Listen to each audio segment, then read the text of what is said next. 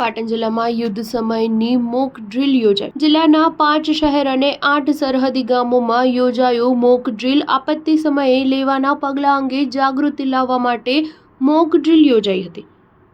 Siddhpur national highway પર આવેલ Indian oil કોર્પોરેશનમાં mock drill યોજાઈ હતી. જિલ્લાની નગરપાલિકાઓ, કલેક્ટર કચેરી, આઈઓસી, જીઆઈડીસી, મામલતદાર કચેરીઓમાં મોક ડ્રીલ યોજાઈ હતી. વિદ્યાર્થીઓ અને સામાન્ય નાગરિકોને યુદ્ધની પરિસ્થિતિમાં કેવી રીતે વર્તવું તેની તાલીમ અપાઈ. પોલીસ, નગરપાલિકાના અધિકારીઓ, આરોગ્ય વિભાગ, ફાયર ટીમ, R&B વિભાગ સહિતના સરકારી અધિકારીઓ મોક ડ્રીલમાં જોડાયા. પ્રથમ તબક્કામાં એલર્ટ અને સાયરન વગાડી લાઉડ સ્પીકર દ્વારા જાહેરાત કરાઈ.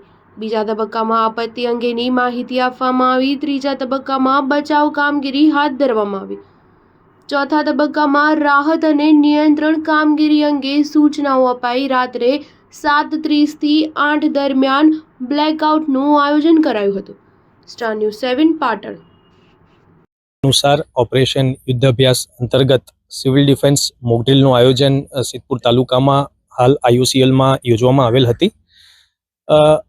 ખરેખર યુદ્ધની પરિસ્થિતિમાં કઈ રીતે તેનો સામનો કરવો, જો IOCL ઉપર એટેક થાય તો કઈ રીતે કેઝ્યુઅલિટી ઓછી કરવી અને થયેલ નુકસાનની સામે ત્વરિત પગલાં લેવા, તે બાબતનો અત્યારે એક મોક ડ્રીલ યોજાઈ હતી.